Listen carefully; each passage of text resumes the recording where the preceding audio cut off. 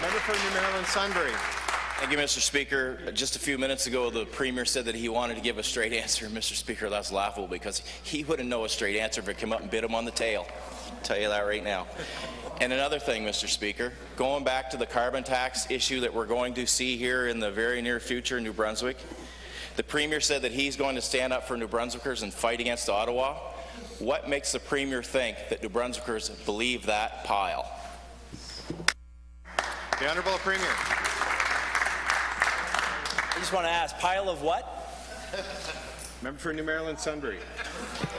That's what I thought he'd answer, Mr. Speaker. He doesn't have an answer because he hasn't stood up for New Brunswickers against Ottawa since he started here.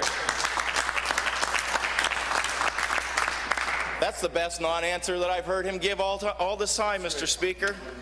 When we talked about the Energy East pipeline, Mr. Speaker, he ignored New Brunswickers. He let that fail, Mr. Speaker.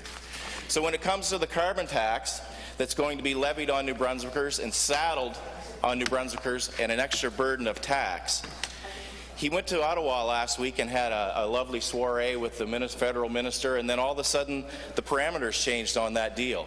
So I want to know, yeah, the former Minister of Health has lots to say now, Mr. Speaker, doesn't he? So I want to know from the Premier, did he know before, during, or after that lovely soiree that the goalposts would change on the carbon tax plan? The Honourable Premier. I'm disappointed but not surprised, Mr. Speaker. I'm not surprised to hear the Leader of the Opposition and the Conservatives say that they're against our carbon pricing mechanism.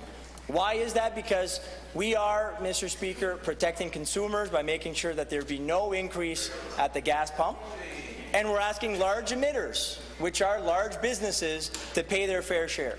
Well, we have seen this time and time again from the Leader of the Opposition and from the Conservatives. They want to help the wealthy, they want to help big businesses, and they want to cut, with their austerity plan, into education and health care.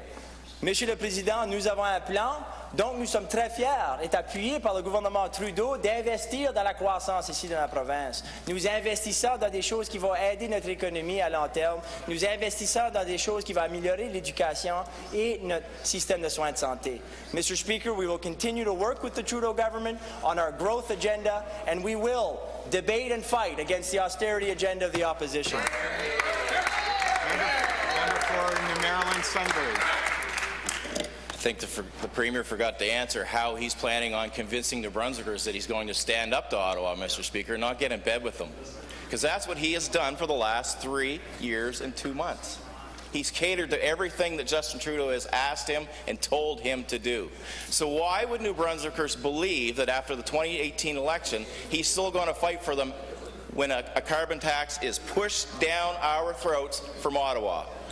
Because, Mr. Speaker, when the small businesses of New Brunswick were crying for somebody to stand up for them, the Premier went hiding.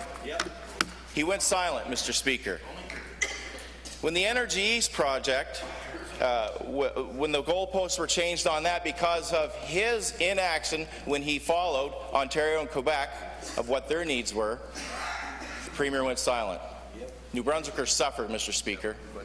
So is he going to commit to New Brunswickers today that he's going to continue to fight for them like he says he will against Ottawa and carbon tax prices? The Honourable Premier. It's interesting because I've said that several times. So yes, Mr. Speaker, we are going to stand up for our carbon pricing mechanism. The reason for that, Mr. Speaker, is because we recognize that we have to play our role to combat climate change.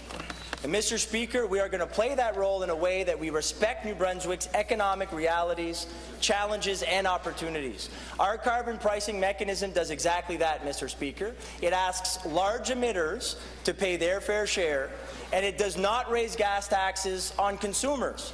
The reason for this, Mr. Speaker, is because we already raised the gas tax months before this was even a discussion with the federal government. We raised them, and they're higher than Alberta, the province which the federal government used to develop the backstop in the first place. We have a plan to eliminate coal, Mr. Speaker, by 2030. Nova Scotia doesn't have that plan. And we, Mr. Speaker, are growing the economy, all the while hitting our emissions targets by 2030 because we have a balanced approach focused on growth, not on austerity.